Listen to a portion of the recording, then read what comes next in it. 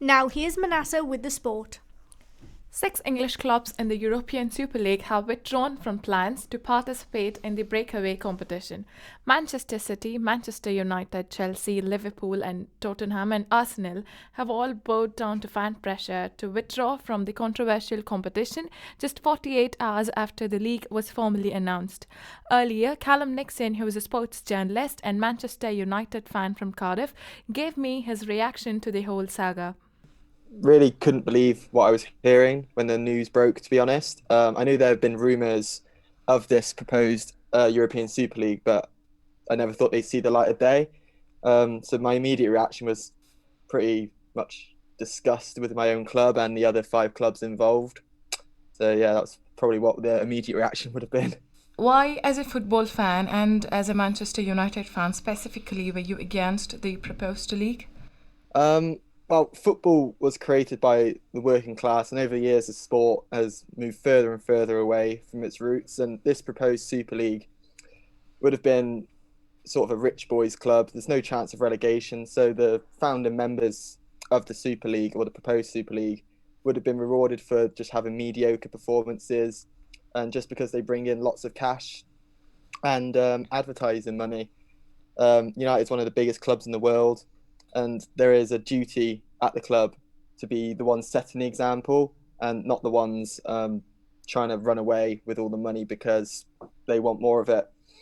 One of the key parts of football is that there's a chance of anyone beating anyone, like we saw with Leicester in 2016 and even Wigan in 2013. And again, this year we've seen Leicester and West Ham having fantastic seasons and a real chance for European qualification. And you've got the 2 Super League clubs, Tottenham and Arsenal, or the 2 founding clubs, languishing in 7th and 9th. So why are they the super clubs? What about West Ham and Leicester, the ones who are actually doing better this season? So since the announcement of the clubs pulling out of the many clubs have released statements apologizing to their fans, is this the right move? Well, they had to say something. They couldn't have just had radio silence, but some of the statements that have been put out have been absolutely terrible.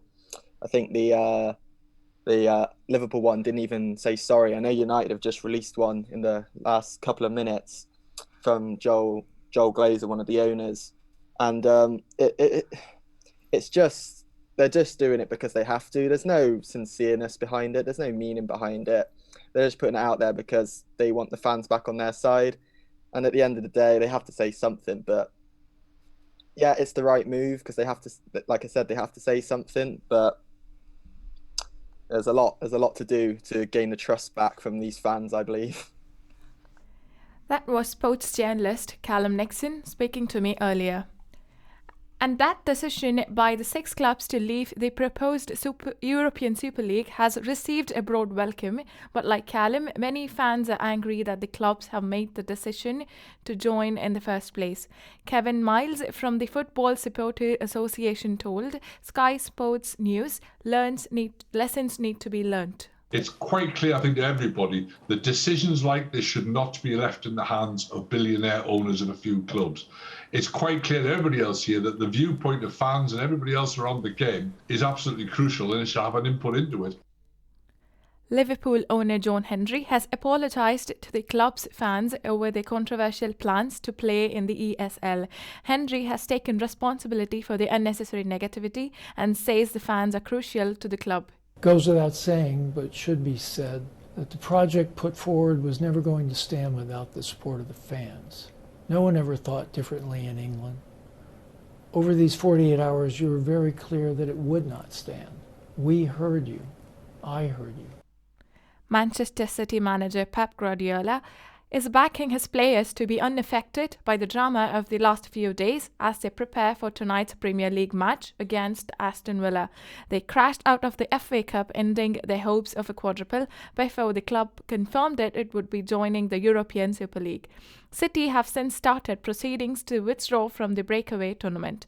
As they look to move a step forward to becoming champions, Guardiola says the team is focused. My thoughts the last hours was a little bit more in this subject, like all the people in world football. But in the same time, of course, I have to work in Aston Villa. So It's absolutely a final for us, a final against Tottenham. We are not going to be distracted when the moment is going to be there. Atletico Madrid, AC Milan and Inter Milan are the latest clubs to pull out of the proposed ECL, joining the 6 English sides. Earlier today, founder Andrea Agnelli said he remained convinced of the beauty of the project. Juventus, Barcelona and Real Madrid are the only teams that remain part of the competition. Team Great Britain's women's football team will face Canada, Chile and hosts Japan in the group stages of the Olympic tournament. The side will be made up of players from England, Wales, Scotland and Northern Ireland. Thanks, Manasseh.